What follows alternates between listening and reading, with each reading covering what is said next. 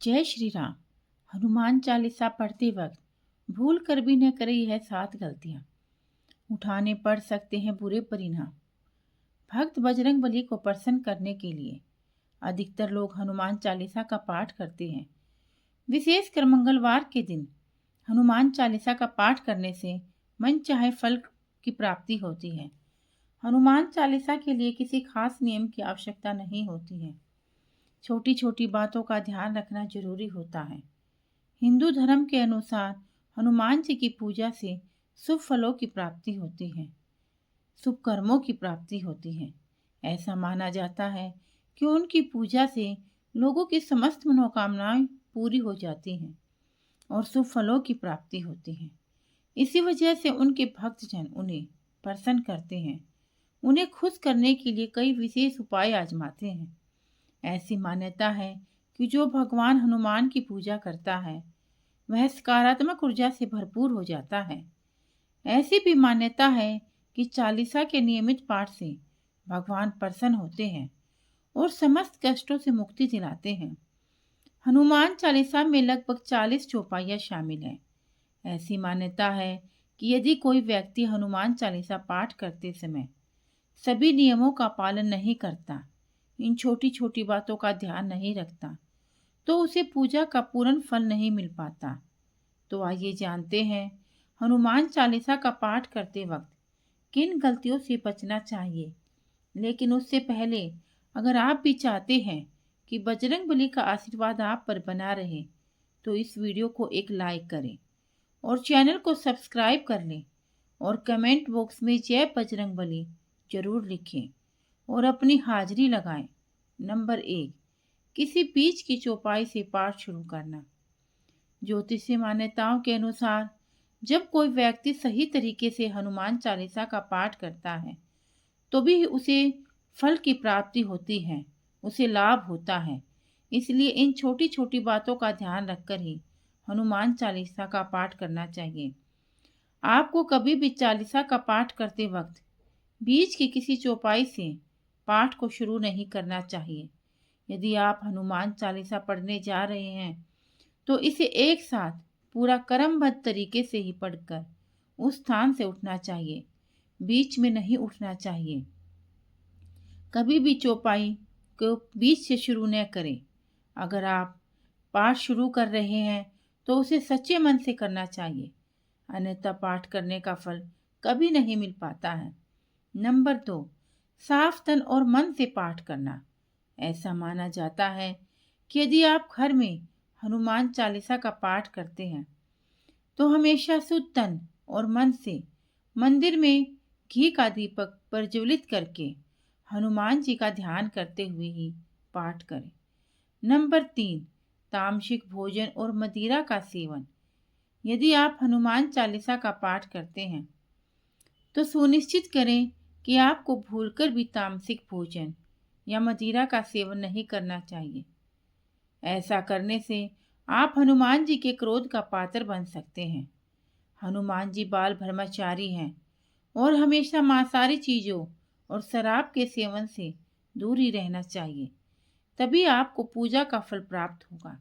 Number 4, किसी से व्यर्थ का झगड़ा करना।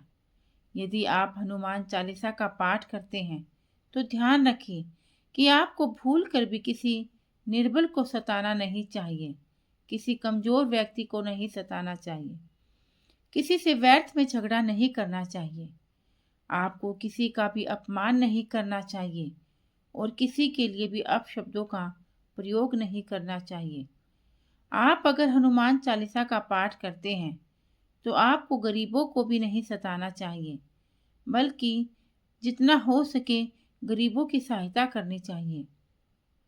नंबर 5, जीवन साथी को छोड़कर किसी अन्य रिश्ते में बंधना। यदि आप विवाहित हैं और हनुमान चालीसा का पाठ करते हैं तो आपके जीवन साथी के अलावा किसी और से रिश्ते जोड़ने की बात आपको नहीं सोचनी चाहिए। ऐसा करने वालों को कभी भी हनुमान चालीसा का शुभ फल नहीं मिलता, बल्कि हनुमान चालीसा से उसको पाप ही लगता है। किसी विवाहित पुरुष को किसी अन्य प्राय स्त्री से संबंध नहीं रखना चाहिए।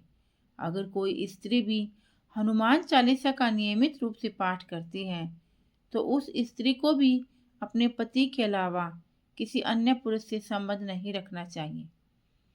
अगर किसी व्यक्ति की शादी नहीं हुई है तो उसे तो प्राय स्त्री से दूर ही रहना चाहिए।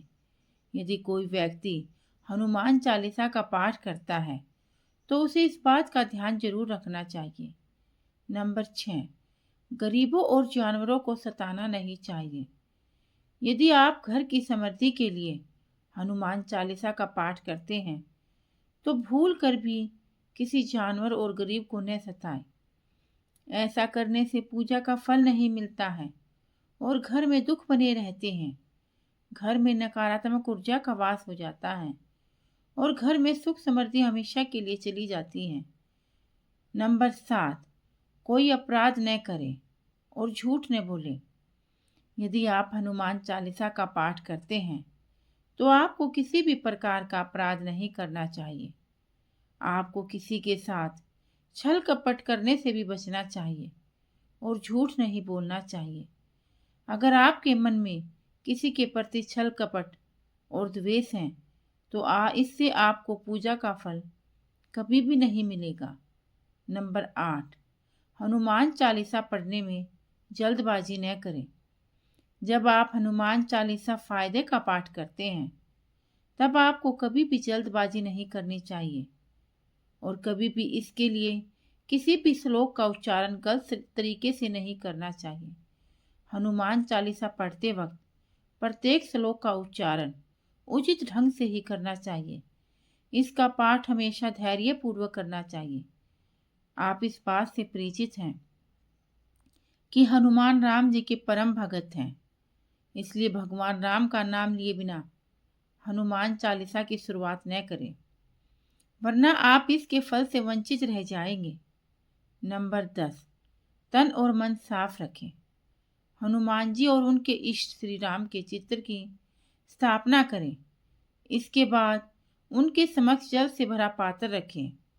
कम से कम 3 बार से लेकर 108 बार तक चालीसा का पाठ करें। घर में हनुमान चालीसा का पाठ करते समय तन और मन दोनों साथ होने चाहिए। दोनों का साथ होना बेहद जरूरी है।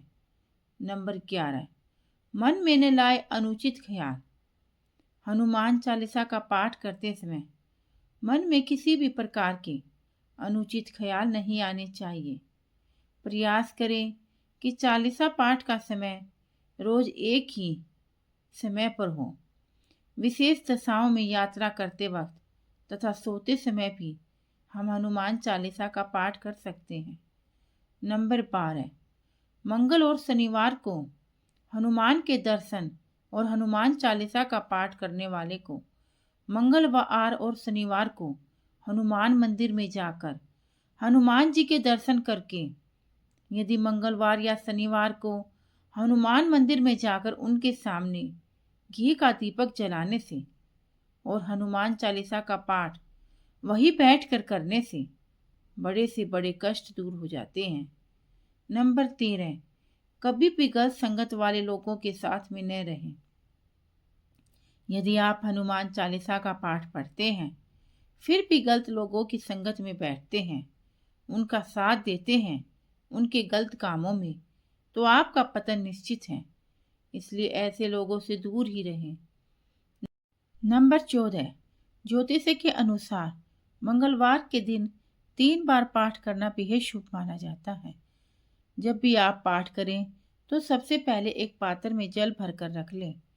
उसके बाद जब हनुमान चालीसा का पाठ संपन्न हो जाए तो उस जल को ग्रहण कर लें।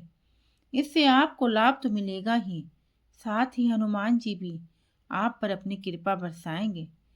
जब किसी इंसान की मौत हो जाती है तो वहाँ सूतक काल मान्य रहता है। जब तक यह सूतक काल रहता है तब तक हमें हनुमान सहित किसी अन्य देवी देवता